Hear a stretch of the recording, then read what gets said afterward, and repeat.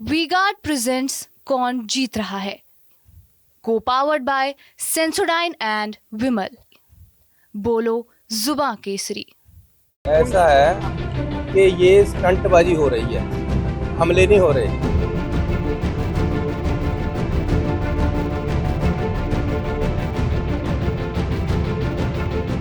पिछले इलेक्शन में जब पार्लियामेंट के इलेक्शन थे, हमारे 40 जवान शहीद हो गए और उन पे अटैक हुआ। आज तक सरकार ने ये पता नहीं किया कि वो अटैक किसने किया। पंजाब के पूर्व सीएम और जालंधर से कांग्रेस के उम्मीदवार चरणजीत सिंह चन्नी की मुश्किलें बढ़ सकती हैं। पुंछ हमले पर दिया गया बयान उनके लिए अब बड़ी परेशानी खड़ी कर सकता है, जिसको लेकर उन पर कार्रवाई भी हो सकती है। चन्नी के बयान को चुनाव आचार संहिता का उल्लंघन माना गया है और अब इसे लेकर पंजाब के मुख्य निर्वाचन अधिकारी सिबिन सी ने देश के चुनाव आयोग को लेटर भेजा है। आपको बताएं कि कांग्रेस नेता चरणजीत सिंह चन्नी ने पुंछ आतंकी हमले को चुनावी स्टंट बताया था और इस पर निर्वाचन अधिकारी सिबिन सी का कहना है कि ये चुनाव आचार संहिता का उल्लंघन है। सिबिन सी का ये भी कहना है कि सोमवार को उन्होंने भारत के चुनाव आयोग को पत्र लिखकर चन्नी के खिलाफ कार्रवाई की मांग की है।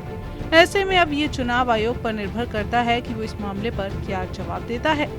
पंजाब के मुख्य चुनाव अधिकारी ने कहा कि कांग्रेस प्रत्याशी चन्नी ने जो भी कहा है वो पूरी तरह से अप्रमाणित और निराधार है, इसलिए उसका बयान आदर्श आचार संहिता का उल्लंघन है। वहीं बीजेपी की पंजाब इकाई ने भी सीईओ पंजाब से इस मामले की शिकायत की थी और चन्नी के खिलाफ कार्रवाई करने की मांग की थी। कांग्रेस नेता चरणजीत सिंह चन्नी ने पत्रकारों से बातचीत के दौरान जम्मू कश्मीर में पुंछ में हुई आतंकी वारदात को चुनावी स्टंट बताया था। आपको बताएं कि भारतीय वायुसेना के काफिले पर हुए हमले पर उन्होंने कहा था कि जब भी चुनाव नजदीक आते हैं तो ऐसे स्टंट किए जाते हैं। उनके इस बयान पर सियासी पारा हाई हो गया था, जिसे कांग्रेस नेता बैकफुट पर आ गए थे और उनके बयान की तमाम राजनीतिक दलों ने निंदा भी की थी। वहीं बीजेपी ने भी इस पर जमकर हमला बोला था।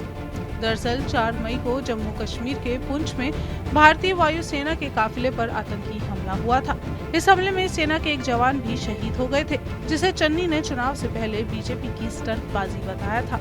हालांकि चौतरफा घिरने और विवाद बढ़ने के बाद चन्नी ने सफाई भी दी थी।